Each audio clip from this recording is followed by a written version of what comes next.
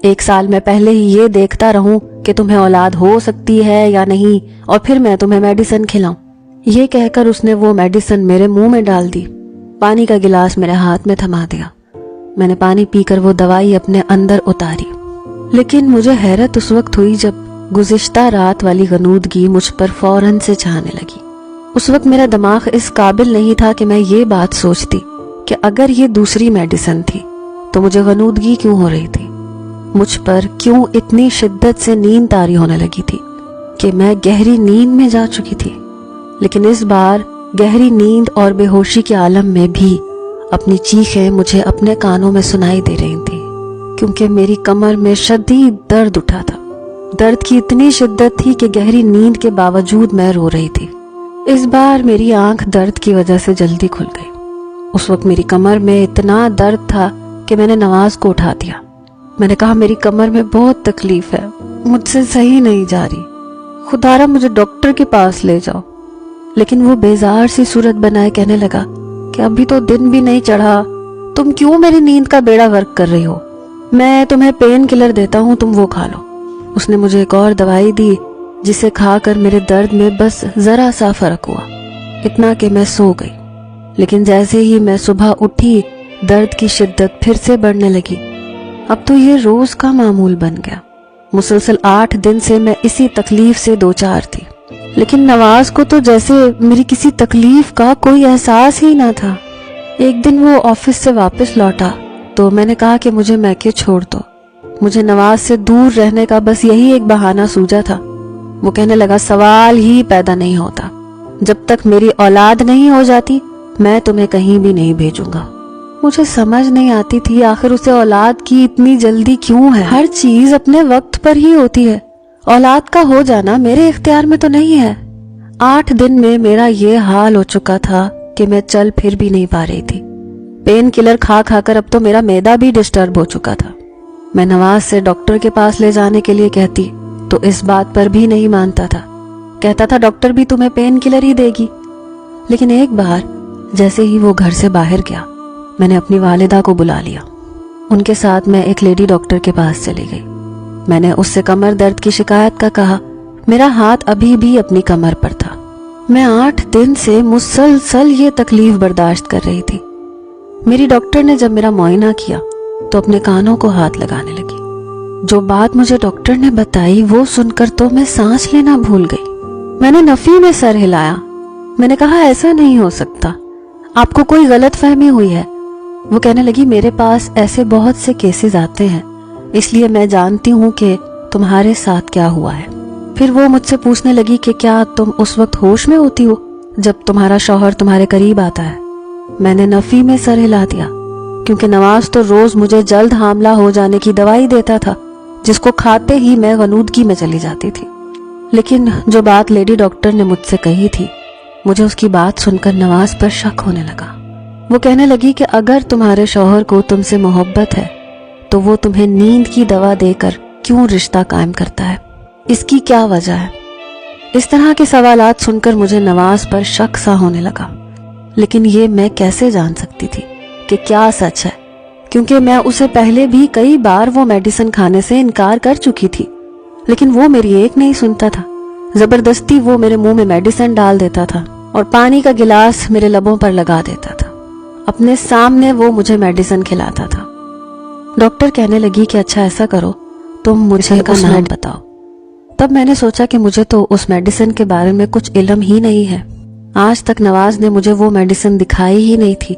वो तो अपनी अलमारी में से वो दवा निकाल कर मुझे देता था। लेकिन मैंने जब ये बात लेडी डॉक्टर को बताई तो वो हंसने लगी। कहने लगी, ऐसी कौन सी दवाई है जो तुम्हारा शौहर इतना छुपा के रखता है और रोजाना तुम्हारे इनकार करने पर भी तुम्हें खिलाता है। तुम अपने शौहर की हरकतों पर जरा गौर करो तो तुम्हें मेरी बात अच्छी तरह समझ आ जाएगी। डॉक्टर मुझसे ये सारी बातें कह रही थी। मैं उस वक्त अकेली उस लेडी डॉक्टर के कमरे में थी। मेरी वालिदा कमरे से बाहर बैठी थी, इसलिए हर बात से अनजान थी। मैं गायब दिमागी से अपने घर पहुंची। मेरी वालिदा मुझसे कहने लगी कि तुम अपना ख्याल क्यों नहीं रखती, तुम्हारे सर पर तो सास ससुर और नंद देवरों की जिम्मेदारी भी नहीं है। तुम्हारा शौहर भी तुमसे मोहब्बत करता है। 8 दिन में तुमने अपनी क्या हालत बना ली। تمہاری رنگت بھی بالکل پیلی پڑ چکی ہے۔ اب میں اپنی والدہ کو کیا بتاتی کہ میں کس بڑی مصیبت میں پھنس چکی تھی۔ میرا شوہر کسی وحشی جانور سے کم نہ تھا، رات کو مجھے نیند کی دوا کھلا کر میرے ساتھ کھلواڑ کرتا ہے۔ میری والدہ مجھے نصیحتیں کر کے اپنے گھر جا چکی تھی۔ میں پورا دن ڈاکٹر کی باتوں کو سوچتی رہی، لیکن میرے پاس اس بات کا کوئی حل نہ تھا، اور یہ ایسی بات تھی کہ میں نواز سے کہہ نہیں سکتی تھی۔ مجھے اپنا آپ بالکل بے بس لگ رہا تھا۔ میرا جی چاہا کہ میں اپنی والدہ کے ساتھ ہی ان کے گھر چلی جاؤں، لیکن میری والدہ مجھے کبھی بھی میرے شوہر کی اجازت کے بغیر اپنے گھر لے کر نہیں جاتی۔ میں سمجھ نہیں پا رہی تھی کہ آخر میں کیا کروں کیا نہ کروں۔ پھر میرے ذہن میں آیا کہ الماری کھول کر دیکھتی ہوں، آخر نواز مجھے کون سی میڈیسن کھلاتا ہے۔ میں فوراً سے اٹھ کر کھڑی ہو گئی، دھیرے دھیرے سے چلتی ہوئی کمرے میں آئی، نواز کی الماری کھولی، سامنے ہی اس کے کپڑے پڑے ہوئے تھے۔ میں نے ایک ایک جوڑا اٹھا کر دیکھا، لیکن میڈیسن کہیں نہ ملی۔ پھر میں نے دراز بھی دیکھ لیے، اس میں بھی اس کے کچھ ضروری کاغذات تھے، لیکن کوئی میڈیسن نہیں تھی۔ لیکن جب میں نے نیچے لاکر کھولنا چاہا تو وہ لاک تھا۔ میں سمجھ گئی کہ وہ دوائی نواز نے اسی لاکر میں رکھی ہے۔ رات کو جب نواز واپس آیا تو اسے کھانا دے دیا، لیکن میری بھوک تو جیسے اڑ چکی تھی۔ میں نے کھانا نہیں کھایا تھا۔ رات کو سوتے وقت میں دودھ کا گلاس پی لیا۔ اس سے پہلے کہ نواز کمرے میں آتا، میں فوراً سے بیڈ پر جا کر لیٹ گئی اور اپنی آنکھیں بند کر لی، تاکہ نواز کو لگے کہ میں سو چکی ہوں۔ ہو سکتا ہے مجھے سویا ہوا دیکھ کر وہ مجھے میڈیسن نہ کھلائے اور نہ مجھ پر نیند طاری ہو۔ آخر وہ رات کو میرے ساتھ کرتا کیا ہے؟ کچھ ہی دیر بعد نواز کمرے میں آیا، مجھے بیڈ پر سوتا دیکھ کر قریب آیا، بازو سے مجھے ہلا کر اٹھانے لگا، کہنے لگا اٹھ کر بیٹھو۔ میں نے آنکھیں کھولی تو نواز ماتھے پر تیوری چڑھائے مجھے دیکھ رہا تھا۔ میں نے کہا نواز، مجھے نیند آ رہی ہے، میں سونا چاہتی ہوں، میری کمر میں شدید درد ہے۔ میری بات سن کر نواز کہنے لگا یہ بہانے تم میرے سامنے مت لگاؤ، میں تمہیں پہلے بھی کہہ چکا ہوں مجھے ہر قیمت پر اولاد چاہیے، چلو اٹھو میڈیسن کھاؤ۔ میں اٹھ کر بیٹھ گئی۔ میں نے کہا آخر آپ نے میڈیسن اپنی الماری میں چھپا کے کیوں رکھی ہے؟ میری باقی میڈیسنز کے ساتھ رکھ دیں، میں خود کھا لیا کروں گی۔ میری بات سن کر اس نے بڑے تعجب سے مجھے دیکھا، کہنے لگا تم یہ کیسے جانتی ہو کہ میں نے تمہاری میڈیسن کو الماری کے لاکر میں رکھا ہے؟ میں اس کی بات سن کر گھبرا گئی، جلد بازی میں شاید میں نے کچھ غلط کہہ دیا تھا۔ میں نے کہا کہ ایسے ہی میں نے سوچا کہ آج میں خود میڈیسن کھا لوں۔ میں نے آپ کی الماری دیکھی تو کہیں پہ بھی وہ دوائی موجود نہیں تھی، مجھے لگا شاید آپ نے خود لا کر لاکر میں رکھی ہے۔ میں نے ایک بہانہ تراشا تھا۔ وہ کہنے لگا تمہیں اتنا زیادہ پریشان ہونے کی ضرورت نہیں ہے، میں وہ دوائی روزانہ کھلاتا ہوں، اور جب تک بچہ نہیں ہو جاتا میں وہ تمہیں کھلاؤں گا۔ میں نے کہا نواز، مجھے پیٹ میں بہت درد ہو رہا ہے، آپ کیوں مجھے کسی ڈاکٹر کے پاس نہیں لے کر جا رہے؟ اور بچہ پیدا کرنے کے لیے ایک مکمل ٹریٹمنٹ ہوتا ہے، اور وہ کوئی ڈاکٹر ہی مجھے بتا سکتی ہے، یوں خود ہی سے میڈیسن کھانا ٹھیک نہیں ہوتا۔ میں نے سوچا کہ شاید میری اس بات پر نواز مجھے وہ دوائی نہ دے، لیکن وہ کہنے لگا میں جانتا ہوں وہ دوائی ہر عورت کو حاملہ کرتی ہے، تمہیں کسی بھی ڈاکٹر سے کوئی علاج کروانے کی ضرورت نہیں، تم بس میری بات مانو، تمہارے لیے وہی کافی ہے۔ میں نے کہا میں آج کوئی بھی دوائی نہیں کھاؤں گی۔ میرا یہ کہنا تھا کہ نواز کا پارا ہائی ہو گیا، اس نے مجھے زبردستی دوائی کھلائی، اور دوائی کھانے کے بعد میری پھر سے وہی کیفیت ہونے لگی۔ صبح میں اپنی بے بسی پر پھوٹ پھوٹ کر رو رہی تھی کہ اگر یہی حال رہا تو بہت جلد میں مر جاؤں گی۔ اس لیے میں نے ایک ترکیب لڑائی۔ رات کے وقت میں نے اپنے موبائل کا کیمرہ آن کر دیا اور ایسی جگہ پر رکھا جہاں سے میرا بیڈ آسانی سے نظر آ سکے۔ رات کو نواز نے پھر مجھے دوائی کھلائی اور میری وہی کیفیت ہونے لگی۔ صبح جب میں اٹھی تو نواز کے آفس جانے کا انتظار کرنے لگی۔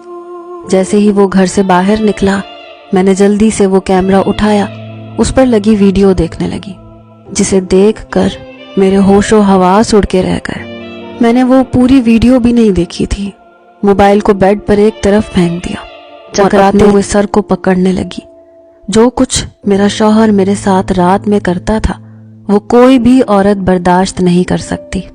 اس سے پہلے کہ نواز واپس آتا، میں نے اپنے والدین کو اپنے گھر بلا لیا، ساری سچائی انہیں بتا دی۔ یہ سن کر تو میری ماں رونے لگی، میرے والد اپنا سر پکڑ کر بیٹھ گئے، کیونکہ نواز ایک نامکمل انسان تھا۔ وہ اس قابل نہ تھا کہ اولاد پیدا کر سکتا، بلکہ وہ اس قابل بھی نہ تھا کہ بیوی کے پاس آ سکتا۔ مجھ پر یہ روب جمانے کے لیے اور یہ ثابت کرنے کے لیے کہ وہ ایک مکمل مرد تھا، وہ رات گزارنے کے لیے اپنے دوستوں کو میرے کمرے میں بھیج دیتا تھا، جو میرے ساتھ سفاکی سے سلوک کرتے تھے۔ میرے والد نے نواز پر کیس کر دیا، مجھے خلا بھی دلوا دی۔ نواز کی انویسٹیگیشن کی تو معلوم ہوا کہ اس کی پہلے بھی شادی ہو چکی ہے، اور اس کی بیوی نے اس سے اسی بات پر خلا لی تھی کہ وہ نامرد ہے اور اولاد پیدا کرنے کے قابل نہیں ہے۔ شاید اپنی اسی اہانت کو چھپانے کے لیے اور اپنی بیوی پر یہ ثابت کرنے کے لیے کہ وہ اولاد پیدا کر سکتا ہے، اس نے میرے ساتھ بہت بڑا ظلم کیا، میری زندگی کو جہنم بنا کے رکھ دیا۔ جب میں لیڈی ڈاکٹر کے پاس گئی تو اس نے مجھ سے یہی کہا تھا کہ تمہارے ساتھ ریپ ہو رہا ہے، کرنے والے 1 سے زائد لوگ ہیں۔ اس وقت میں یہ سن کر ضبط سے گزر رہی تھی کہ کاش یہ بات جھوٹ ہو، لیکن نواز مجھے حاملہ کرنے کے لیے نیند کی دوائی دیتا تھا تاکہ میرے ساتھ یہ گھٹیا کھیل کھیل سکے اور اپنی انا کو تسکین پہنچا سکے، اپنی پہلی بیوی پر یہ جتانے کے لیے کہ وہ مکمل ہے۔ اس نے میری زندگی برباد کر کے رکھ دی۔